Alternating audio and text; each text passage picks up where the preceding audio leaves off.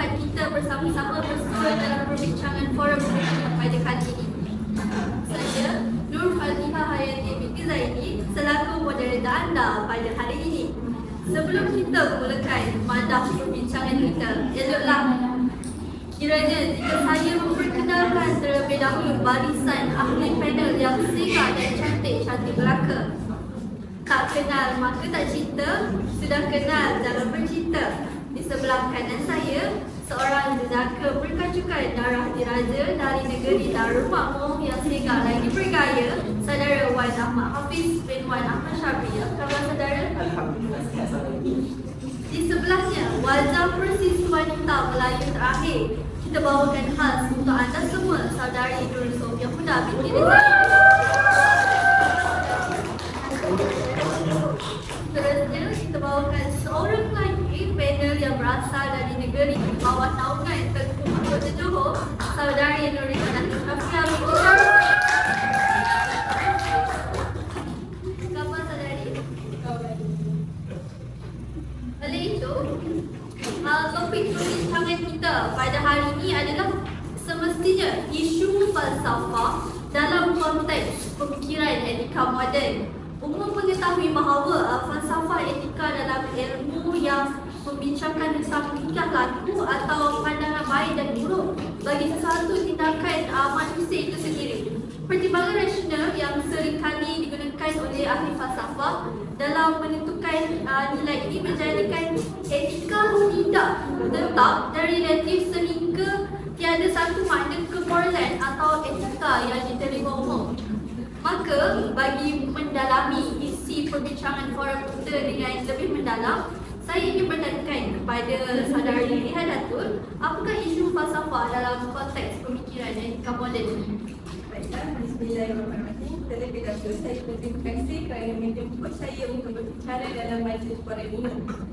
Untuk menjawab persoalan saudari moderator sebentar tadi, isu falsafah dalam pendidikan yang boleh kita lihat pada hari ini ialah berkaitan dengan isu profesionalisme guru yang semakin dengan isu profesionalisme guru umum sedia maklum. Pada abad ke-21 ini kita dapat menyaksikan pembangunan profesionalisme guru semakin mencabar dan memajukan insan guru yang berkemahiran dan berpengetahuan sepadas dengan perkembangan globalisasi. Justru, pembangunan profesionalisme guru perlu diuruskan dengan sistematik, berterusan, lengkap dan berkesan serta bersesuaian dengan perkembangan dan transformasi pendidikan masa. Berbanding dengan falsafah pendidikan zaman dahulu yang hanya menggunakan pemikiran etika secara klasik melalui pemikiran etika moden, pembangunan profesionalisme guru ini bukan sahaja dilaksanakan terhadap guru baru, namun semua guru yang sedang berkhidmat secara berkala dan sistematik supaya mereka sentiasa memperbaharui ilmu pengetahuan terkini seiring dengan perubahan semasa, termasuklah kandungan atau pendekatan pengajaran dan pembelajaran. Memandangkan pendidikan masa kini menjurus kepada penggunaan teknologi, guru menghadapi cabaran dalam mempersiapkan diri dengan pengetahuan dan kemahiran dalam penggunaan teknologi.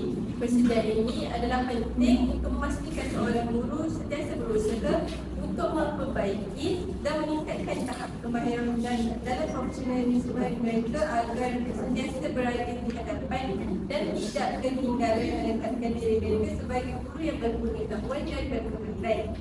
Berdasarkan penerangan saya yang sebentar tadi, saya berharap persoalan yang diajukan oleh saudari moderator mengenai isu falsafah dalam pendidikan tadi terjawab dan dapat dipahami. Seterusnya saya kembali semula kepada saudari moderator.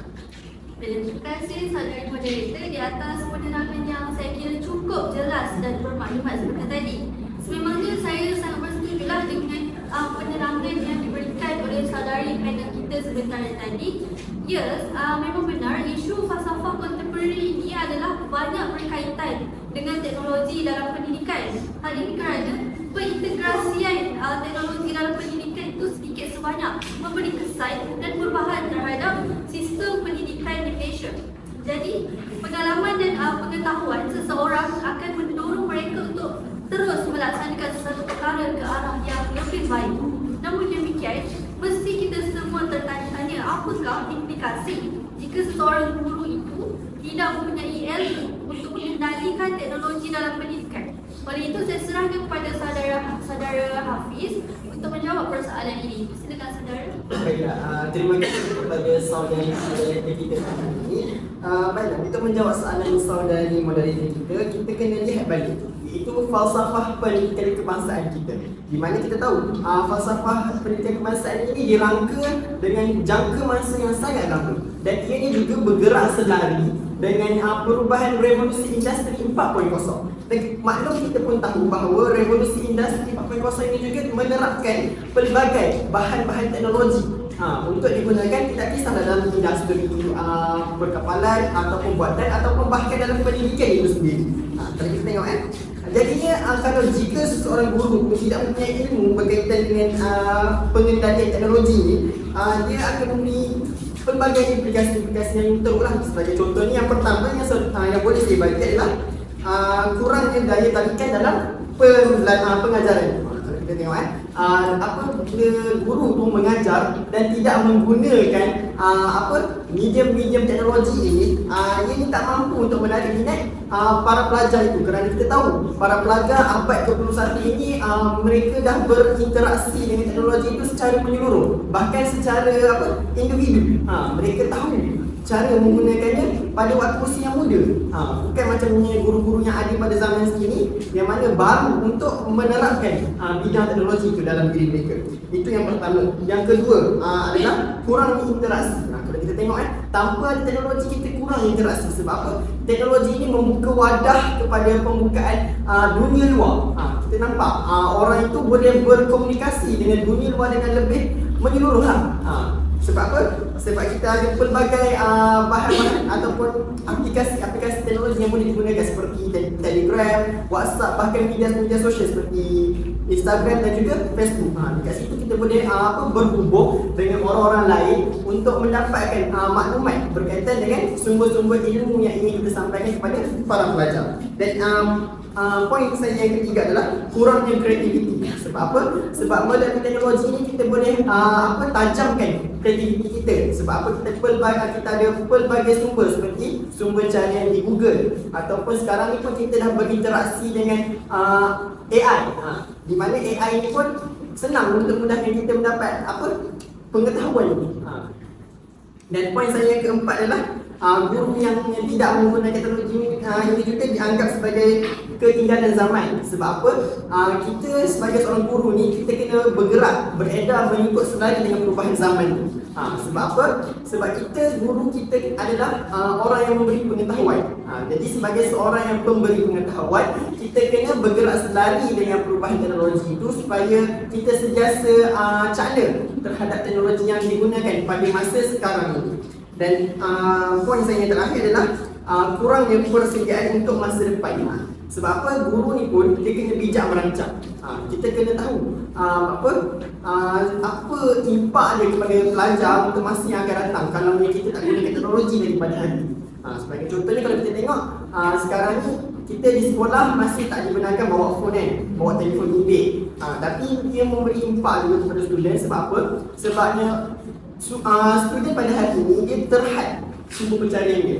Jadi apabila kalau kita berinteraksi dengan teknologi itu, saya yakin mereka semua ini pasti akan ada interaksi dengan teknologi itu dengan lebih mudah lah kalau kita bagi mereka membawa telefon bimbit ke sekolah. Jadi saya akhiri saya punya ucapan saya ini dengan serangkapan yang begitu. Tandang Langkawi mencari gamat diguna membasmi kuman. Guru disanjung ilmu keramat, perlu diadun selari zaman. Sekian saja yang saya kembalikan kepada moderator. Terima kasih saudara. Nampaknya begitu padat penjelasan yang diujarkan oleh panel kita sebentar tadi. Benarlah bahawa banyak implikasinya jika masyarakat kita ini memandang enteng tentang isu falsafah pendidikan dalam pemikiran etika moden ini. Hal ini juga boleh menjejaskan institusi pendidikan dalam jangka masa yang panjang jika perkara ini tidak dibendung daripada awal lagi. Tapi setiap halangan itu pasti ada jalannya dan setiap masalah pasti ada penyelesaiannya. Jadi Bagi pendapat saudari Huda, apakah jalan penyelesaian bagi seorang pendidik untuk mengatasi isu falsafah pendidikan ini yang terjadi dalam konteks pemikiran etika moden? Okey, baiklah, terima kasih saya ucapkan kepada saudari moderator yang ahli cerita di atas soalan yang begitu menarik. Okay, Assalamualaikum warahmatullahi wabarakatuh kepada semua hadirin dan ahli panel. Jadi dalam pembangunan profesionalisme guru-guru baru terutamanya mestilah menitik beratkan dalam penggunaan teknologi dan teknologi ini seperti yang saudara kita katakan sebentar tadi. Jadi bagi mengatasi isu yang terjadi oleh falsafah pendidikan dalam konteks pemikiran etika moden ini adalah dengan mengadakan khusus bagi semua guru dalam penggunaan teknologi dalam pendidikan. Jadi guru-guru yang masih menggunakan kaedah tradisional iaitu penggunaan papan putih serta buku semata-mata perlulah diutamakan bagi mengikuti kursus penggunaan teknologi. Falsafah pendidikan ini haruslah seiring dengan pemikiran etika moden zaman kini. Jadi bakal-bakal guru mestilah mempersiapkan diri dengan kemahiran-kemahiran teknologi serta berfikiran keluar kotak bagi mencari idea untuk meningkatkan pemikiran secara beretika moden. Jadi kalau bagi pelatih guru di ITC pula, mereka telah diwajibkan untuk mengambil kursus berkaitan teknologi dan juga pedagogi masa kini. Jadi program khusus pemantapan penggunaan teknologi mestilah dibuat secara berkala bagi mengikuti arus kemodenan masa kini. Hal ini kerana teknologi berkembang dengan pesat dan juga batas. Jadi bagi mengelakkan keciciran dalam bidang IT, pihak atasan mestilah memastikan semua guru mengikuti proses khusus pemantapan pengurusan teknologi mengikut masing-masing tertentu. Jadi saya rasa itulah serba sedikit yang saya boleh kongsikan mengenai cara untuk mengatasi isu falsafah dalam pendidikan dalam etika moden. Saya serahkan kembali kepada saudari moderator. Terima kasih saudari Huda di atas penerangan yang cukup relevan itu tadi. Maka jelaslah bahawa pembinaan falsafah dalam pendidikan moden ini sangat penting dan perlu dititik beratkan supaya ianya seiring dengan perubahan pendidikan yang berlaku pada masa kini. Demikianlah cara-cara yang boleh dilakukan untuk mengatasi isu ini terus berlarutan. Saya ingin bertanyakan pula pendapat salah seorang ahli panel kita, mengapakah isu falsafah pendidikan dalam etika moden ini perlu dititik beratkan? Jadi saya ingin bertanya kepada saudara di atas tu.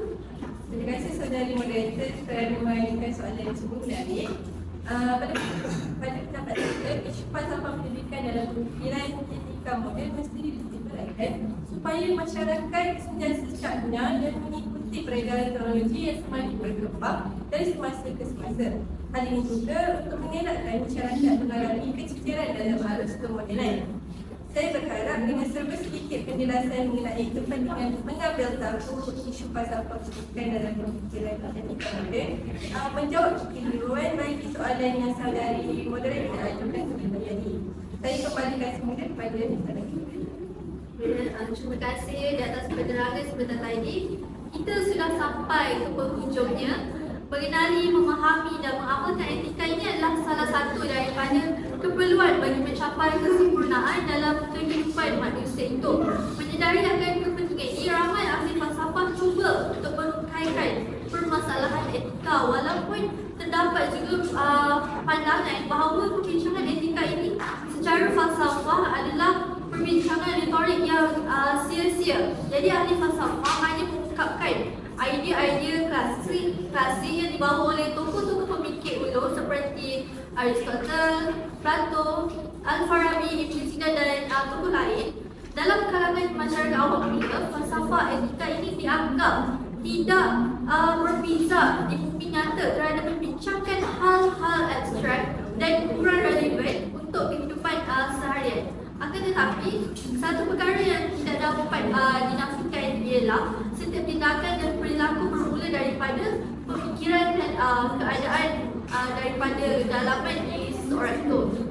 Dan itu utamalah sudah sudah sesi diskusi kita pada hari ini. Saya akhiri dengan serangkap pantun. Bunga dedap di atas para, anak dusun pasang pelita. Ada tersilap tutur bicara, jari disusun, maaf dipinta. Sekian, Assalamualaikum warahmatullahi wabarakatuh.